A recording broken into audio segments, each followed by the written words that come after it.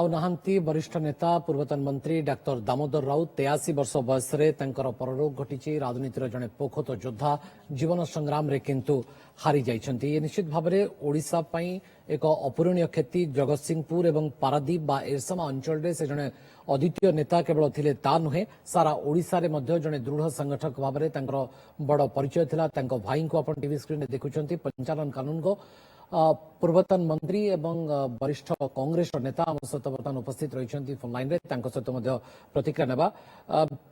ଶ୍ରୀଯୁକ୍ତ ପଞ୍ଚାନନ କାନୁନଗୋ, ଆପଣଙ୍କର କେବଳ ରାଜନୈତିକ ସମ୍ପର୍କ ନୁହେଁ, ଗୋଟେ ପାରିବାରିକ ସମ୍ପର୍କ ଡାକ୍ତର ଦାମୋଦର ରାଉତଙ୍କ ସହିତ ମଧ୍ୟ ଅଛି। ଏ କଥା ଆମେ ସମସ୍ତେ ଭଲ ଭାବରେ ଜାଣିଛୁ। ଆଜି କେମିତି ଆପଣ ତାଙ୍କୁ ମନେ ପକାଉଛନ୍ତି? ହଁ, କେବଳ ବ୍ୟକ୍ତିଗତ ଭାବରେ ମତେ ଯେ ଦୁଃଖ ହେଇଛି ତା ନୁହେଁ, ଆଜ୍ଞା, ସାରା ଓଡ଼ିଶାର ଲୋକଙ୍କ ପାଇଁ ଆଜି ଏକ ସବୁଠାରୁ ବଡ ଦୁଃଖଦ ଘଟଣା ଏଇ ଡକ୍ଟର ଦାମୋଦର ରାଉତଙ୍କର ଦେହାନ୍ତ। ତାଙ୍କ ଭଳି ଜଣେ ପ୍ରତିପନ୍ନମତି ବୁଦ୍ଧି ସମ୍ପନ୍ନ ରାଜନେତା ଆଉ ମିଳିବେ ନାହିଁ। ପ୍ରଶ୍ନ କଲା ମାତ୍ରକେ ଯେକୌଣସି ପ୍ରଶ୍ନ ହଉ ତାର ଉତ୍ତର ରଖିବା ଏବଂ ଯଦି କୌଣସି ଗୋଟିଏ କଥା କହିଛନ୍ତି ସେଥିରୁ ଆଉ ଗୋଟିଏ ପ୍ରଶ୍ନ ଯଦି ବାହାରିଲା ତାକୁ ପଚାରିଲେ ସାଙ୍ଗେ ସାଙ୍ଗେ ତାର ଉତ୍ତର ରଖିବା, ଏପରି ବିଚାର, ଏପରି ପ୍ରତିପନ୍ନ ବୁଦ୍ଧିମତ୍ତା ମୁଁ ଭାବୁଛି କୌଣସି ରାଜନେତା ପାଖରେ ନାହିଁ। ସେ ମୋର ବୟସରେ ମୋ ଠାରୁ ବଡ, କିନ୍ତୁ ଏକା ସାଙ୍ଗରେ ଆମେ 77 ମସିହାରେ ବିଧାୟକ ହେଇଥିଲୁ ଏମଏଲଏ ଜନତା ପାର୍ଟି ଟିକେଟରେ ଏବଂ ଆମେ ଏକା ସାଙ୍ଗରେ କାମ କରିଛୁ ବହୁ ଭାବରେ। ଏବଂ ମୁଁ ବିଶେଷ ଭାବରେ ମୁଁ ଯେତେବେଳେ ଟ୍ରେଡ୍ ୟୁନିୟନର ପାରାଦୀପରେ ରହିଲି, ପାରାଦୀପର ଟ୍ରେଡ୍ ୟୁନିୟନ ଯେହେତୁ ସେ କୁଜଙ୍ଗ ଏରସମାର ପ୍ରତିନିଧିତ୍ୱ କରୁଥିଲେ, ତା ପରବର୍ତ୍ତୀ ଅବସ୍ଥାରେ ଏରସମା ତାର ରହିଲେ ପାରାଦୀପର ମଧ୍ୟ ପରବର୍ତ୍ତୀ ଅବସ୍ଥାରେ ହେଲେ ବିଧାୟକ ହେଲେ, ସେଠି ମଧ୍ୟ ମୋର ସମ୍ପର୍କ ତାଙ୍କ ସାଙ୍ଗରେ ଘନିଷ୍ଠ ଥିଲା। ପାରିବାରିକ ସମ୍ପର୍କ ତ ନିଶ୍ଚୟ ଥିଲା, କାରଣ ସେ ମୋ ବଡ ଭାଇଙ୍କର ପ୍ରାୟତଃ ସାଙ୍ଗ ଥିଲେ। ବର୍ଷେ 2 ବର୍ଷ ଡିଫରେନ୍ସ। ଛାତ୍ର ଆନ୍ଦୋଳନ ବେଳେ ସେ ଭେଟନାରୀ କଲେଜର ଛାତ୍ରନେତା ଥିଲେ, ଇଏ ରେଭେନ୍ସା କଲେଜର ଛାତ୍ରନେତା ଥିଲେ। ସେ ଦୃଷ୍ଟିରୁ ସମସ୍ତଙ୍କ ସମ୍ପର୍କ ଏବଂ ତାଙ୍କର ସ୍ତ୍ରୀ ଏବଂ ମୋର ଭାଉଜ ଏମାନେ ମଧ୍ୟ କ୍ଲାସମେଟ୍ ବା ଗୋଟିଏ ସ୍କୁଲରେ ଏକାଠି ପାଠ ପଢୁଥିଲେ।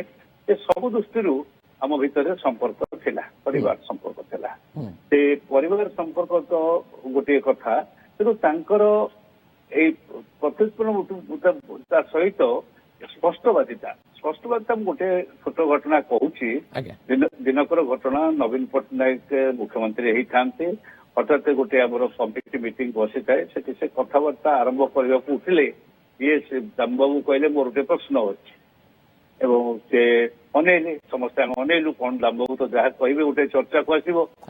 କହିଲେ କଣ ସବୁ ଅଣ ଓଡିଆ ଏଠି ଏବେ ସେଇଦିନ ଆପଏଣ୍ଟମେଣ୍ଟ ହେଇଥାନ୍ତି, ତା ପୂର୍ବ ଦିନ ଆପଏଣ୍ଟମେଣ୍ଟ ହେଇଥାନ୍ତେ ଆଡଭୋକେଟ ଜେନେରାଲ ଜଣେ ଅଣ ଓଡିଆ ଏବଂ ସେତେବେଳେ ପ୍ରାୟ ସବୁ ଯାକ ମୁଖ୍ୟ ପଦବୀରେ ଅଣ ଓଡିଆ ଥାନ୍ତି ଏବଂ ନବୀନ ବାବୁ ତ ଅଣ ଓଡିଆ ବୋଲିକିରି ସେତେବେଳେ ବିଚାର ହଉଥିଲା, ବର୍ତ୍ତମାନ ବି କେହି ବିଚାର କରିଥାନ୍ତି। ଏଠୁ ସେଇ ଦୃଷ୍ଟିରୁ ସେ ଟିକେ ରାଗିଗଲେ ନବୀନ ବାବୁ, କାରଣ ଏପରି ପ୍ରଶ୍ନ ଆଉ କେହି କରିବା ମାନେ ତାଙ୍କ ପାଇଁ ଟିକେ ସହନୀୟ ନଥିଲା। ସେଟା ଆମେ ଲକ୍ଷ୍ୟ କରିଛୁ। ସେଦିନ ଯୋଉମାନେ ଥିଲେ ଆଜି ସମସ୍ତେ ଭଗବାନଙ୍କ ଦୟାରୁ ବଞ୍ଚିଛନ୍ତି ଏବଂ ସେମାନେ ସମସ୍ତେ କହିବେ ସେଦିନର ସେଇ ଘଟଣାଟି। ତେଣୁ ଦାମବାବୁ କୌଣସି କଥାକୁ ଆଗ ପଛ ବିଚାର କରିବା କଥା ନୁହେଁ, ଯାହା ତୁଣ୍ଡକୁ ଆସୁଥିଲା ତାହା କହିଦେଉଥିଲେ। ଲାଭ କ୍ଷତି କଣ ହବ ସେ ବିଷୟକୁ ଜମା ଚିନ୍ତା କରନ୍ତି ନାହିଁ, ଘଟିନି କହିଦିଅନ୍ତି ଏବଂ ଯୋଉଥିପାଇଁ ଚର୍ଚ୍ଚାକୁ ଆସନ୍ତି ଏବଂ ଅନେକର ଶତ୍ରୁତା ବୋଧ ସୃଷ୍ଟି କରିଥାନ୍ତି। ଆଉ ଆଜି ନାହାନ୍ତି, ତାଙ୍କ ଭଳି ଜଣେ ରାଜନେତାଙ୍କର ଅବର୍ତ୍ତମାନରେ ଆମେ ଏକ ବିରାଟ ଶୂନ୍ୟ ସ୍ଥାନ ଦେଖିପାରୁଛୁ ଏବଂ ତାହା ପୂରଣ ହବ ନାହିଁ ହବ ବୋଲିକି ମୋର ବିଚାର ଆସୁଛି। ଶ୍ରୀଯୁକ୍ତ ପଞ୍ଚାନନ କାନୁନଗୋ, ଦୀର୍ଘ ଦଶନ୍ଧି ଧରି ଆମେ ଦେଖିଛେ ଓଡ଼ିଶା ରାଜନୀତିର ସବୁଠାରୁ ଯଦି ଜଣେ ଚର୍ଚ୍ଚିତ ବ୍ୟକ୍ତି କିଏ ଥିଲେ ସେ ଥିଲେ ଡାକ୍ତର ଦାମୋଦର ରାଉତ। ଆପଣ ଯେମିତି କହୁଛନ୍ତି ଅନେକ ଥର ଯାହା ତୁଣ୍ଡକୁ ଆସୁଥିଲା ତାହା ହିଁ କହିଦେଉଥିଲେ, ଯାହା ପରବର୍ତ୍ତୀ ସମୟରେ ଏକ ବିବାଦ ମଧ୍ୟ ସୃଷ୍ଟି କରୁଥିଲା ଏବଂ ଅନେକ ସମୟରେ ଆମେ ଦେଖିଛୁ ଯେ ବହୁତ ନେତା ଏକ ବୟାନ ଦେଇ ପରେ ତାକୁ ରିପେଣ୍ଟ କରନ୍ତି, ଅନୁତାପ କରନ୍ତି, ପଶ୍ଚାତାପ କରନ୍ତି, ତାକୁ ନେଇକି ୟୁଟର୍ନ ନେଇଯାଆନ୍ତି। କିନ୍ତୁ ଡାକ୍ତର ଦାମୋଦର ରାଉତ ଏସବୁ କ୍ଷେତ୍ରରେ ଏକ ବଡ ବ୍ୟତିକ୍ରମ ଥିଲେ। ହଁ ନିଶ୍ଚୟ, ସେ ଥରେ ଯାହା କହିଦେଇଥାନ୍ତି ସେଥିପାଇଁ କି ପଶ୍ଚାତାପ କରିବା ପାଇଁ କି କେବେ କେହି ଜଣେ ଦେଖିନାହିଁ। ସେ ଅନେକ କ୍ଷେତ୍ରରେ ତାଙ୍କୁ ମଧ୍ୟ ଅପଦସ୍ଥ କରିବା ପାଇଁ ଚେଷ୍ଟା କରାଯାଇଛି, ଅପଦସ୍ଥ ବହୁବାର ତାଙ୍କୁ କରାଯିବା ପରେ ଉଦ୍ୟମ କରାଯାଇଛି। ଆଜ୍ଞା ସେ ଗୋଟିଏ କଥା ଯଦି ତାଙ୍କ ପାଟିରୁ ବାହାରି ଗଲା ଆଜ୍ଞା ସେ ଏକଥା କହିଲେ ଯେ ଇଏ ମାନେ ଭିକ୍ଷାବୃତ୍ତି କରନ୍ତି ନାହିଁ, ଆଦିବାସୀ ମାନେ ଭିକ୍ଷାବୃତ୍ତି କରନ୍ତି ନାହିଁ, ଆଜ୍ଞା କିନ୍ତୁ କୋଉ ତାଙ୍କ ପାଟିରୁ ସ୍ଲିପ୍ କଲା ନୁହେଁ। ସେ କଥାଟାକୁ ଲକ୍ଷ୍ୟ କରିଛନ୍ତି ଯେତେବେଳେ ବ୍ରତ ହୁଏ ଆଜ୍ଞା ବ୍ରାହ୍ମଣ ମାନଙ୍କର ସନ୍ତାନ ମାନଙ୍କର ଆଜ୍ଞା ଭଗବାନ ଭିକ୍ଷାଙ୍ଗ ଦେଇ ବହୁତ ଭିକ୍ଷାଙ୍ଗ ଦେଇ ବୋଲିକିରି ଆଜ୍ଞା ସେମାନେ କହିଥାନ୍ତି ଯେତେବେଳେ ବ୍ରତ ହୋଇଥାଏ ଆଜ୍ଞା ପିଲା ଏ କଥା ଉଚ୍ଚାରଣ ଯାହା କରିଥାନ୍ତି। ପରବର୍ତ୍ତୀ ସମୟରେ ଏକ ବଡ ବିବାଦ ମଧ୍ୟ ସୃଷ୍ଟି କଲା। ବହୁତ ବଡ ବିବାଦ ସୃଷ୍ଟି ହେଲା, କିନ୍ତୁ ସେଥିପାଇଁ ସେ କେବେ ବି ଆମେ ଦେଖିନାହୁଁ ଯେ ୟାର ଗୋଟେ ଭୁଲ ହେଇଯାଇଛି ବା ଏମିତି ଠିକ ହେଇନାହିଁ ବା ଏକଥା କହିବା ପାଇଁ କେବେ ବି ଆମେ ଦେଖିନୁ। ସେଇ ଦୃଷ୍ଟିରୁ ବିଚାର କଲେ ତାଙ୍କ ଭଳି ଜଣେ ବ୍ୟକ୍ତିତ୍ୱ ରାଜନେତା ଆମେ ପାଇବା ନାହିଁ।